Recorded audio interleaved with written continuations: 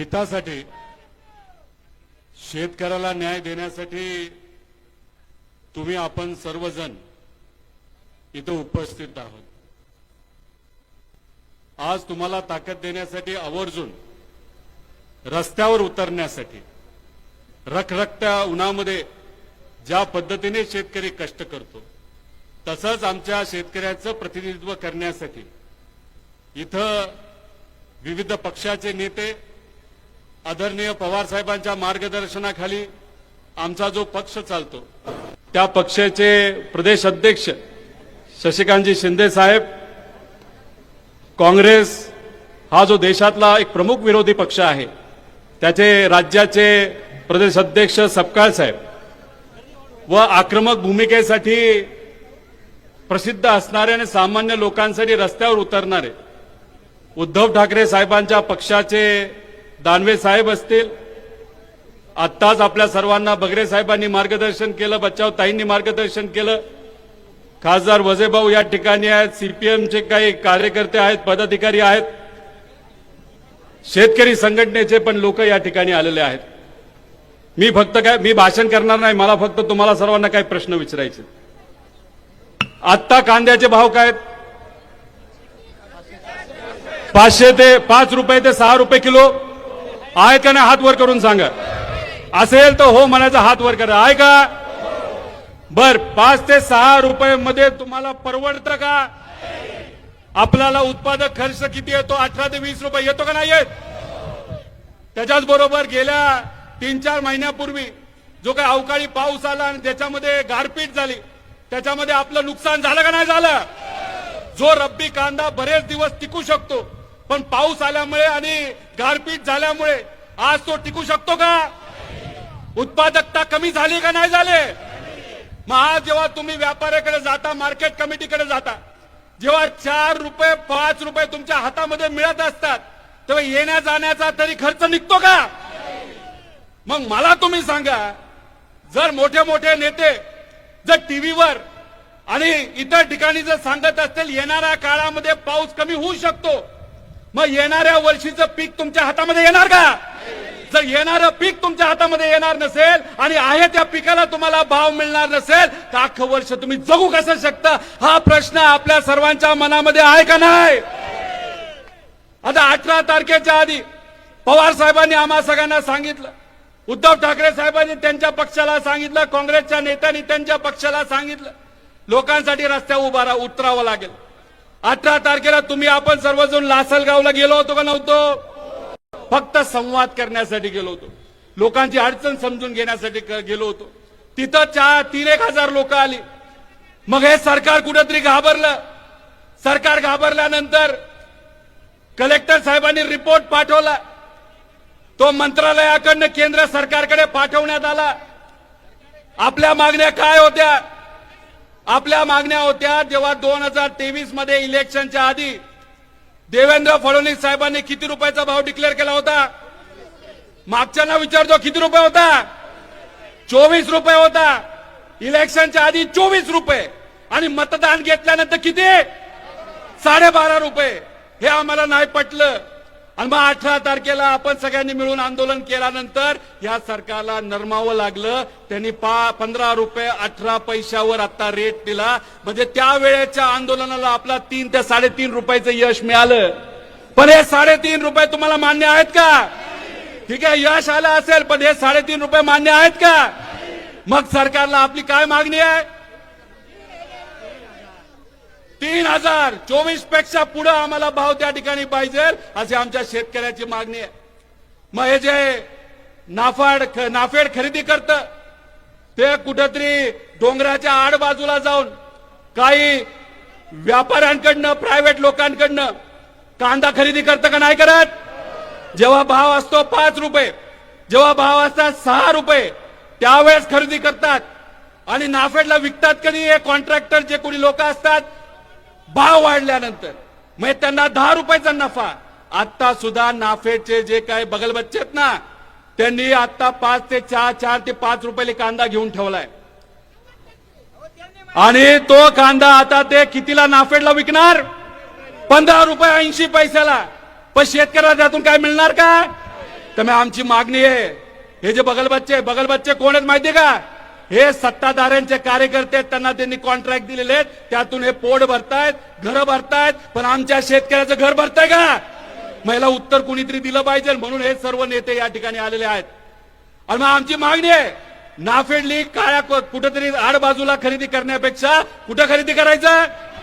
Market कमिटीमध्ये खरेदी केल्यानंतर काय होतं? स्पर्धा निर्माण होते, आणि स्पर्धा निर्माण झाल्यामुळे आमच्या शेतकऱ्याला भाव मिळतो, आणि तीच आमच्या सगळ्यांची अपेक्षा आहे. आणि नाफेड म्हणते 2 लाख टन घेणार. 2 लाख टनात काय होणार आहे का? अहो इथंच एक दिवसाला 2 लाख टन गोळा होते.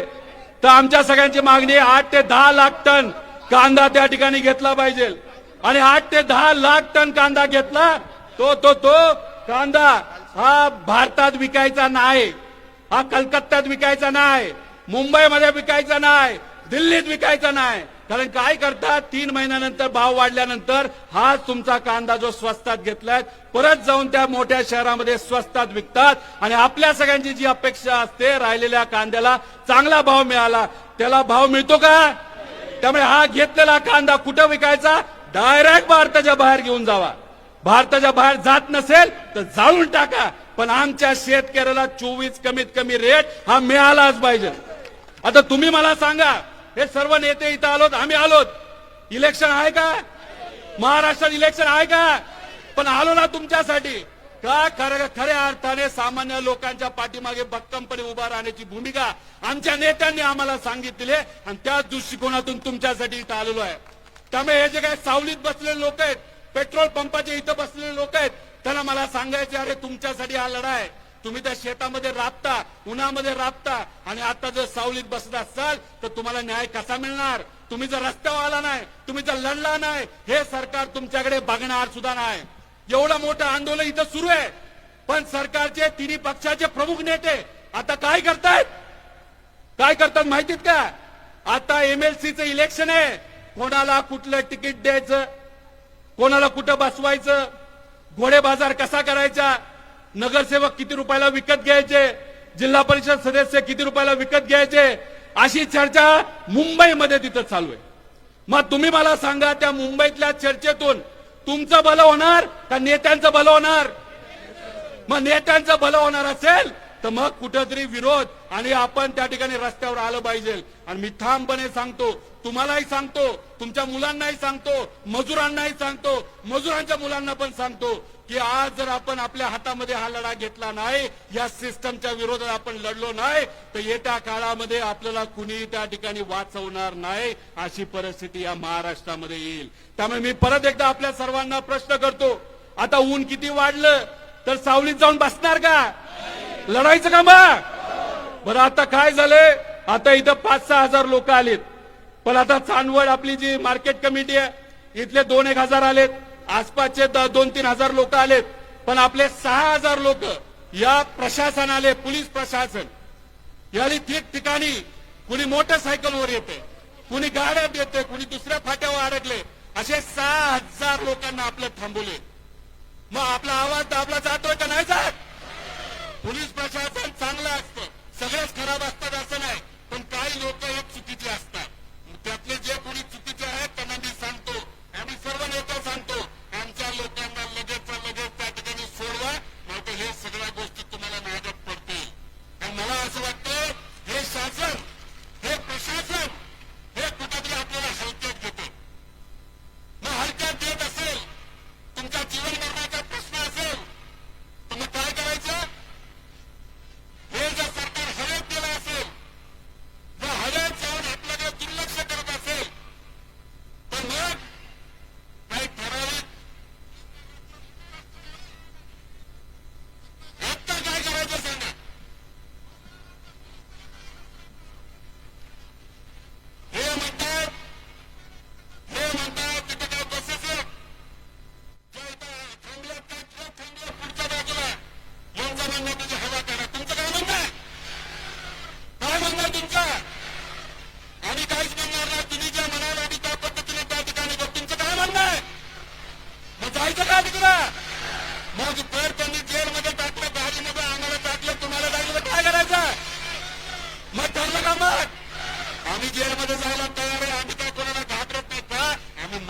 माणसं आहोत, आम्ही महाराष्ट्रातली माणसं आहोत, आम्ही दिल्ली सोबत झुकत नाही. अहो हे इतके दीडशाणी लोक आहेत. अहो अजितदादांना न्याय देण्यासाठी सुद्धा त्यांनी मदत नाही केली.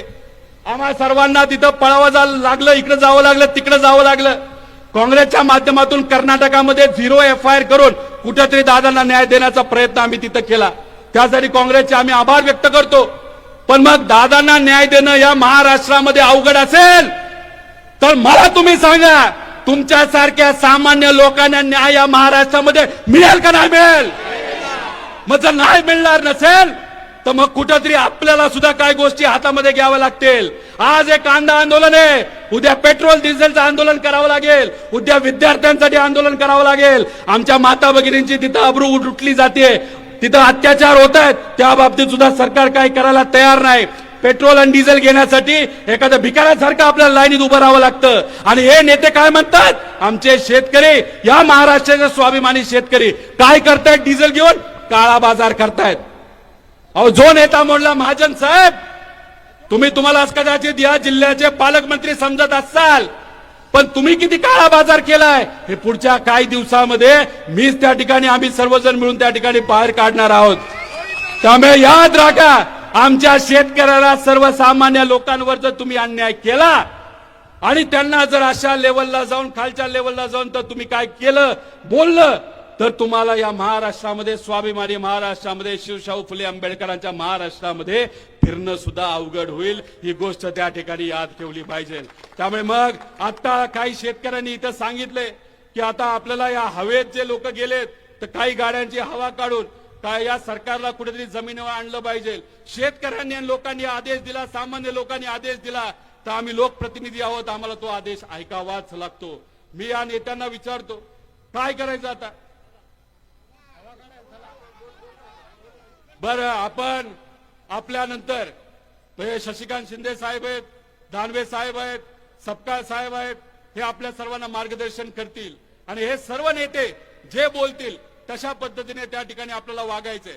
पण हे बोलत असताना, करत असताना जर आपल्याला थोडीशी चक्कर वगैरे आली तर आपण अँब्युलन्स डॉक्टर इथे ठेवलेत, पण बाकीच्यांनी सावलीत जायचं कारण नाही. बरोबर का नाही? ऊन वाढत गेलं, टेम्परेचर वाढत गेलं तर काय करायचं? थांबायचं तिथं आहे तसं. कारण का आता जर सहन नाही केलं तर पुढचे अनेक वर्ष सहन करावं लागेल. आणि तुम्हाला सांगतो, नेत्याला काही घेणं देणं नसतं. नेत्याच्या पोरं मोठ्या मोठ्या शाळेत शिकायला असतात, मोठ्या मोठ्या बिझनेसमॅनची मुलं मोठ्या मोठ्या शाळेत शिकायला असतात, त्यांना काही फरक पडणार नाही. फरक जर कोणाला पडणार असेल तर तुमच्या आणि आपल्या सर्वांसारख्या सामान्य लोकांना तो फरक पडणार आहे. आणि तो फरक पडू नये म्हणून आपल्या सर्वांना त्या ठिकाणी एकत्रित येऊन लढावं लागेल. बघा, आता सिक्युरिटी वाढवली. 18 तारखेला सुद्धा पोलीस आले होते, आता सुद्धा पोलीस मोठ्या प्रमाणात त्या ठिकाणी आलेले आहेत. म्हणजे कोणाला घाबरलेत? तुम्ही हात वर करून सांगा, कोणाला घाबरलेत? हे सामान्य लोकांना, शेतकऱ्याला, मजुराला घाबरलेले आहेत. त्यामुळे आपण जर लढलो तर तरच आपल्याला त्या ठिकाणी यश येणार आहे. एवढंच या ठिकाणी सांगतो, लढायचं आणि जिंकायचं. रामकृष्ण हरी. बघा, राशी ट्रेडर्स यांनी पोती 13, क्विंटल 30, बरोबर.